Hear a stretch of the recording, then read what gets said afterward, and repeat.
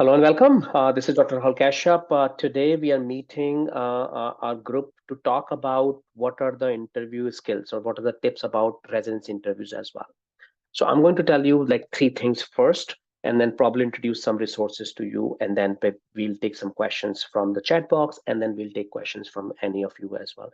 Those who are watching, write in the comment section. Some of these people who are on call today, who are on this call today, they may take some notes and they provide a summary in the interview when we upload it to YouTube video as well. First and foremost, you have come a long way.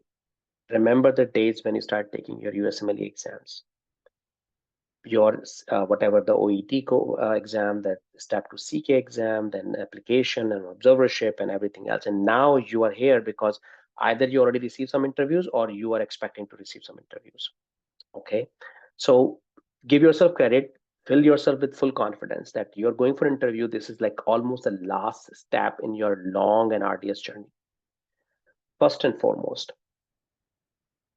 be knowledgeable about the program you are interviewing for. There is no excuse, there is no other things as well. And knowledgeable is that where they are, what is their name, and what the date is not the knowledge. Knowledge is go to their website, find out who's a program director, program coordinator, who are the faculty member they are meeting, what are the strength of this program, what is something unique about it in this program, where they talk about research, do they talk about community services, do they talk about something else, look at their curriculum they have listed for a program, look at their residency pool, they already have it as well. Make yourself as much as familiar with that program couple of days before, and definitely revise some of those things. Have your questions and notes somewhere in the next to you as you go through that process. Second thing is knowing about yourself or telling about yourself. That's going to be very, very important. How you introduce yourself, imagining that you're introducing yourself at least 4 or 5 times in that interview day, on Zoom or in person. You will have a program director or associate program director interviewing you. So you're going to do introduction. It's not the introduction of, oh, my scores are this and all. We'll go into that part. Introduction is they'll ask you, could you tell me about yourself? That is the first and more foremost question they will ask you. You should be ready with this question. The caveat is you need to be ready. You have to practice, but it should not come as a monotone, like a very animated part of it. So the balance making it that you're not surprised with the question, but you're not telling the question as very much rehearsed. That will defeat the purpose. So make a balance that you are not under prepared, but you're not too rehearsed. To develop highlight of things you want to tell them, you should be flexible enough to pivot it. If it is a research heavy program, it's a community program, it is something which geographical location with the program, you should be able to insert those things in your introduction. Tell me about yourself, and we will, as you keep watching this video, we will go through with some examples how a okay introduction and how an stellar introduction would look like. Okay, that's the second point. Third point is when they give you an opportunity to ask question, for God's sake, please do not miss that opportunity. That is another way for you to show that how you have done your homework, your knowledge about the program, or you are asking genuinely nice questions. You don't have to sound smart. That is not the goal. You're asking a genuine, curious question which can't be answered. And please, please do not ask about how much is going to be the resident's salary. 90% of the time, these questions or these things are already there on the website, and you asking and finding it out has no impact because there's nobody can comment on it, nobody can change it. It is something which is given by the program, which is based on the living expenses and all those things. That is, and that should not be part of your consideration during interview. That is something you can think about it later on, but it hardly matters. You want to get into residency, it doesn't matter if they give you 45, if they give you 55 or 57, the difference will not be too much more than a couple $1,000 here and there. So 3 points: know about the program. Two, be confident, introduce yourself. Three, ask questions when they are giving the opportunity. And there is in between, there's a lot when they ask you questions, and we will discuss some of those things as I go through with your opportunities. The first resource I would like to provide you, there is a podcast is saying talk about talk. It's if you go to that website talkabouttalk.com. I have no personal conflict with that. Episode number 137 is how to introduce yourself, and I'm going to let me bring you some of those tips as you watch that. It's 70 minutes long video. Watch it. It's on YouTube. If you hear to podcast, you can look into. So they once they ask you, especially she talks about if you're introducing yourself in a meeting, then how you do it, and she talks about present, past, and future. What does it mean? Present, what is your current location? If a current position, if you are sitting in a meeting and presenting yourself, you tell that this is your job profile at the company, within the institution, within the hospital. But for you guys, you can talk about where you are right now, saying, I am currently I'm a medical graduate from XYZ country. Currently I'm rotating, doing interviews, doing this job. Yeah, or I'm a scholar with Global Remote Research Scholar Program, if there's nothing else to say. Past, you tell that I have graduated from medical school in India, top of my class, top 5%. Some of the things you want to bring in as well. I'm very enthusiastic. I have skills in these areas for clinical care, this thing, research, and some of the things. You're building credibility. If you have additional degree, bring it up. I also have a graduation diploma from Harvard, from Yale, from this place, from that place. I'm a graduate alumni with Global Remote Research Scholar Program. If they have asked about it, that means what you have done is you brought them to your territory and talk about what you did in 6 month period as well. But again, see, read the water. Like if it is a community program, you don't want to start the research. Future, I'm very excited to be here today. I was excited to be called from your program. I got a chance to read a little bit about you, but I'm here to learn from you and probably ask some questions in the end. So you talked about present, you talked about past to increase your credibility, and then you talked about what's your expectations from it. Those who are watching and who are not part of GRRSP, don't worry about it. You can talk anything what it is, but you telling that you are looking forward to hear more about the program, it's the same thing because you're acknowledging that as you're trying to sell yourself to the program is also trying it to sell to them you that you rank them high. So it's a two-way street. That's why it's important to tell where you are right now. They should not be going and finding that you are I'm currently in United States, currently in India, currently in Pakistan, currently anywhere. I am right now rotating, doing research or doing research with Global Remote Research Scholar Program or whatever position you have it. I'm a medical graduate, completed my residency or graduation, and now I've done other trainings as well. I'm excited with clinical observerships, 3 or 4 or 5 of them. I'm super excited to be here. Do XYZ. So present, past, future. Okay. It doesn't follow the chronology, but that is something she talks about it. So read and watch as well. Then she talk about when you're talking about yourself.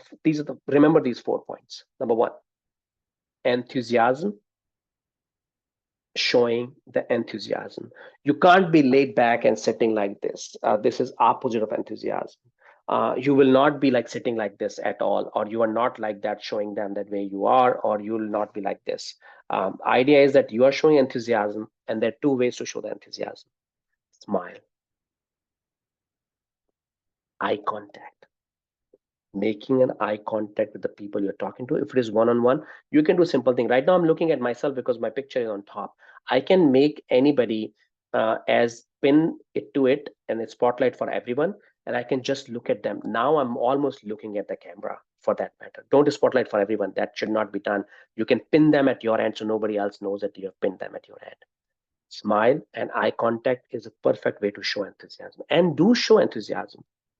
You can't be over enthusiastic. Okay, and you can definitely not be like, sure, I'm here, I don't know, it's so sad and I'm doing it. No, you need to be excited. Nobody likes unexcited people. A program director will love you, show an enthusiasm. They will appreciate you that you have done, you are here and things like that. That's the first way. This is a behavioral part. There's no content right now. You're just showing smiling, and you're not smiling for no good reason. You're smiling when you're answering questions. You're smiling when they're asking questions and things like that. Don't be like that crazy, creepy person. You're just smiling for no good reason. Um, 2 is, as I mentioned earlier, and she also talks about it, consider the context you are when you're introducing yourself. Usually keep your introduction to less than 30 seconds. 30 seconds is a good time.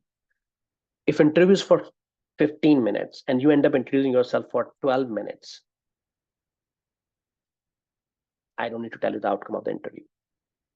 Okay, you need to 30 to 40 seconds is your part as well. Consider the context. If there is only one person and they've given you 45 minutes, take a little bit longer time to introduce yourself. Otherwise, practice to introduce yourself in 30 seconds. Present, past, future, enthusiasm. Okay. uh, Precision is in there, that you should prepare and rehearse and practice a couple of versions of your introduction. Nobody will ever criticize you that, oh my gosh, I didn't like her, I didn't like him because his introduction was too short. No, they will tell that, oh my gosh, she or he did not even stop, they kept talking about themselves. So precise it. If they need more, they will ask you, and then those are known territory because they are asking about you, which you can easily answer. One thing is personal branding or leveraging opportunity as well. That is something I already talked about it, that reinforce the points, the traits and ideas which you want them to know or you want them to remember by.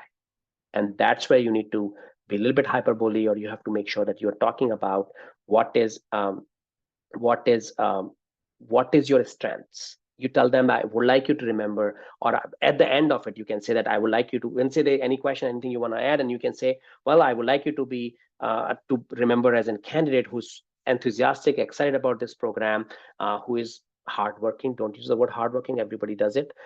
Who is passionate about medicine, who's passionate about family medicine, primary care, who likes to pay attention to details and would love to work in collaboration with their fellow residents, with nursing staff and their faculty members. So whatever works for you, what is your strength, what you have written in your personal statements, they're a good point for you to highlight those things. At least use the buzzwords you have used it, because you are reinforcing those things during your introduction, during your close up, and in your personal statement as well. So precision, enthusiasm, context, and showing your personal brand. Those are the four things she has talked about in this talk as well. And I think there is a pretty good way for you to do in this regard. Asking about questions, there are multiple ways you can ask these questions. The questions, a couple of things are, what to ask about the program. Ask them, what kind of candidates they're looking in this program. What does the success look like for graduating batch? How you can contribute? Are there teaching opportunities for medical students and residents? Are there opportunities for you to conduct research, if that you get a sense about it as well? What kind of research is being done? What they are working on? What has been their journey? Make it conversational, my dear friends. This cannot be, what is your name? My name is Priyanka Chopra. Where do you live? I live in Hisar, Haryana. That is not a Q&A session going on. You have to make it as a conversational part, that people enjoy it, you enjoy it, they remember you, and hope they rank you high based on your scores and your interview skills as well. There are many things you can get over if your scores or anything attempts and all those things. If you do well and beyond in your interviews, some of those things will be overlooked, or at least people will be more considerate to you as we go through. Okay, I'm going to take a pause and then go over the questions you guys have listed there. Quickly go over and answer them, and then we'll open up for a Q&A. Then some of you can answer question, or if you prepared your pitch, tell me about yourself. I can give you live feedback on that pitch in front of everybody. So that will be your opportunity to actually test it out. So some of questions are, any tips for advice for in-person interview? That's fantastic. In-person interviews are fantastic. Dress well, dress sharp, be on time, wear comfortable fashionable shoes that you can spend the whole day. Otherwise, especially female, sometime it could be a challenge, that there's a lot of fashionable, but it becomes a pain for the during the whole day as well. There is no excuse for not dressing well, ironing clothes, shiny shoes, or whatever it is for that matter as well. I highly recommend taking shower in the morning. If you are not in habit of doing that, it's always recommended from lifestyle standpoint too, but definitely make sure that you're taking a shower this morning if your health allows for that. Any framework to answer questions, and what is the ideal rotation of the answers? There's no ideal rotation, ideal duration of the answers. Keep it short. Based on if it is 15 minutes, you want to have at least 5 6 question and answer done. So 30 to 40 seconds be a good answer as well. Sometimes there'll be a follow up that you wanted to say something in the last answer, you did not. They ask the next question, answer that question. Oh, by the way, I would like to add, you asked previously, there's one more point as well. So make it light, make it not too much rehearsed, because you have full opportunity. And if not, in the end, keep a note in the end and say, do you have anything more? Saying, I have a one clarification from what I spoke earlier, and I have a couple of questions. Is it okay if I clarify that first and maybe ask questions as well? So you can always, people, they are there for you to win. There's nobody is hoping that you froze on Zoom in panic and anxiety, or when you are there in the room. Ask for water. Keep the water next to you. Make it comfortable. Please, please, please. If you guys have not watched, there are 4 YouTube videos on our channel where we talked about how to ace Zoom interviews 1 and 2, and there are 2 videos from the 2 residents I interviewed. I think I forgot the name. One is Dr. Anika Hutton and one is Dr. Navneet Kaur. Watch those videos. We discussed some of the questions as well, then interview skills too. So those 4 videos and then this talk about talk podcast is highly recommended. Any ideas as what seems to be best question to ask them back? I think I covered quite a couple of them as well. Google it, search it, and see what people are asking. Make a group, talk to each other as well. There's no right and wrong answer. I told you some wrong questions to be answering. Don't ask about salaries and few things as well. Or will you provide accommodation? No, nobody provides accommodation. So those questions are given. Don't ask those questions. We'll come back to that as well. How to tackle red flags? We talked about it. Don't be hell bent on them. Unless it is asked, you don't need to mention it. If they ask, you tell them what is, I took in a hurry, I was new, this is something done, but I'm over that. I have done my second step exam is this, results are this. So you can always tell, and now compensate by doing research and observership. So you can always talk about your strength. Don't focus too much on your score. Don't keep going back. Maybe 2 or 3 sentences. That's all you need if somebody asks you about red flags, nothing more. Then move on to your strength and see how you overcome them and what you have done so far to make it as a more holistic and competitive candidate. That's it. Don't I've seen people going over and over again in interviews. Don't do that. Just 1 or 2 sentences and start talking about your strength and stop. No more than 30 seconds. Don't talk about your red flags and or defensive. That's a defensive space. You want to get out from it quickly. 30 seconds, move on. Let them ask more. We can ask questions, resident, about the best part of the program. Absolutely, you can ask what you like the most part of the program. Tell us most extracurricular activities you guys do. Tell us what are the education and mentoring opportunities available. Absolutely, you can do. Confirm podcast 137. Yes, talk about talk and episode 137. Other questions. What is the worst attending you had? What are the quality worst attending you had? If the behavioral question asked, I don't think that they should be asking that. If they're asking for, probably that's not a good program for you. That means maybe this one person who doesn't know how to interview. So don't discount that program. I don't think so. They will be asking for saying, I did not have any. I think most of my attendings were very humble and considerate and then helpful. That's it. You can get out of it. You don't have to say that who was worst. What are the qualities that you can deal with in attending and co-workers? I think these are pretty wrong question. They will not ask you dealt with. These are the pretty bad name. It's not a suffering part.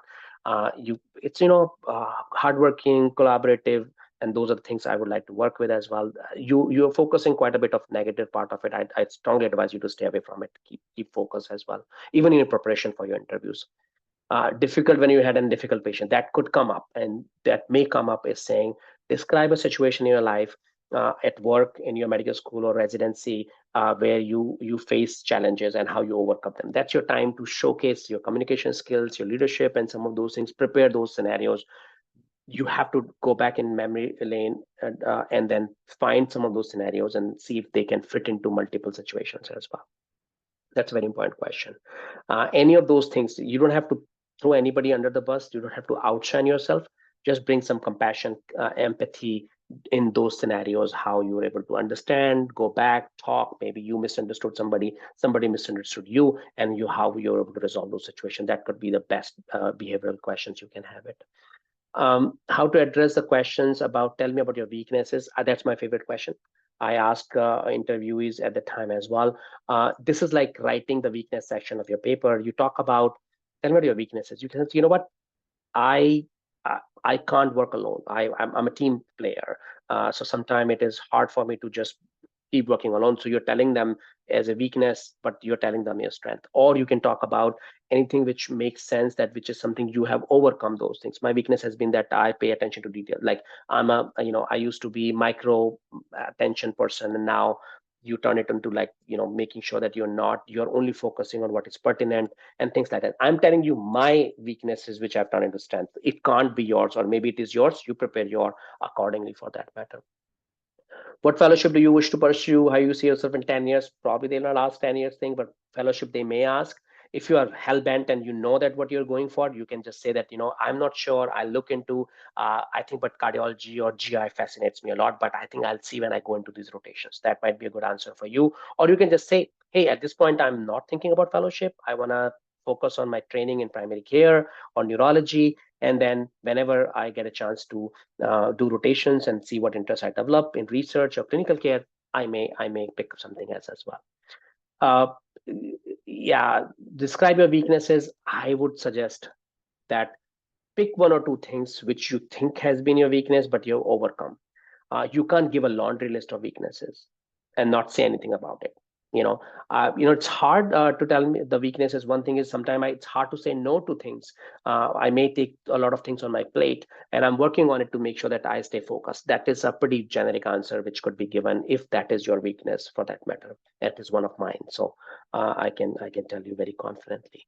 So overall, uh, KISS, KISS, keep it stupidly simple. Don't overcomplicate it. There is no replacement of you doing homework about the programs. There is no replacement you practicing to a level that it doesn't come rehearsed to introduce yourself. There is no replacement for you not to be present during the interview. Like, tell them that, is it okay if I take some notes, and you're making some notes if you forgot something, and then do it.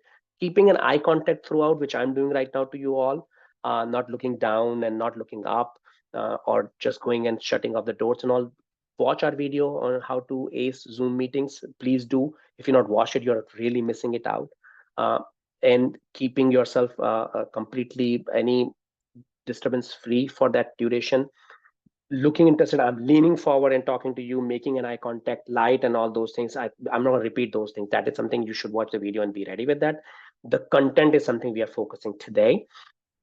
The next question you guys asking is, if anytime you had any conflict with someone, and ways you overcome them. Yes, that's what I talked, that you can talk about you had a conflict and then how you overcome it, and nobody is a better person to tell about it. And you can say that probably if you listen to that particular thing, maybe you do the introspection, maybe you set up a meeting with him or her or with a supervisor, and then get the chance to hear each other's perspective, or maybe just going and talking and apologizing and then making sure it doesn't happen again. These are all things you have done it. So going down, and don't make up a scenario. It'll not be genuine. You will miss it up, and if you end up saying the same scenario to multiple people, they may pick up story holes in the story. So please, please, please, just focus. It could be church, it could be a temple, it could be mosque, it could be anything what you are come across. It doesn't have to be medical school or residency. It could be in the community and society or in family. You need to showcase something which you utilize your leadership skills. What about the responsible community programs regarding future goals? Can we mention about fellowship? You can, but if community programs focus is that they want to prepare primary care, you can talk about community services. You can talk about being a primary care provider. You can talk about how you can involve in building up many mentorship, other teaching opportunities for nurses, for medical students, and things like that as well. Maybe you can mention once, but do not keep bringing again and again about research and fellowship. It's a community program. That is something I don't think so that's their priority, and they you keep bringing again and again may not go in your favor. Mention it once if they ask for it, rather than you just bringing it up by yourself. Will not be a good idea. You can mention about research. Research is a requirement for all ACGME programs. Don't take me wrong, but it's beyond than that. Is research, instead of research they call it scholarly activity. You publishing is a scholarly activity. You presenting in your institutional research day is a scholarly activity. You teaching to medical students is scholarly activity. You making a program to teach somebody else's scholarly activities. Scholarly activities are more than just research. You're reviewing an article, you're giving a local talk, you are just presenting. So, talk about scholarly activities rather than just research that you will be involved. You would like to involve yourself in scholarly activities and curriculums and things like that. Yeah, so if research is already in your CV, don't hide it. You can say that I've done a lot, but I'm pretty adaptable to see that I want to be a clinician first, and then at the same time see if there are opportunities to work in scholarly activities, do a little bit more research if it's permissible, and there are resources for that matter. So I think this is the time we have for now. Please watch this video. Please watch those 4 videos on our YouTube channel, how to ace Zoom interviews 1 and 2, and then 2 resident interviews about interview skills and letter of recommendation. They have talked about those things as well. And now you can watch this video. Like and subscribe to our channel. That's the only way you can get the free benefit out of it. And we'll be very happy if you write down the notes and comments in the videos upload on YouTube. Thank you.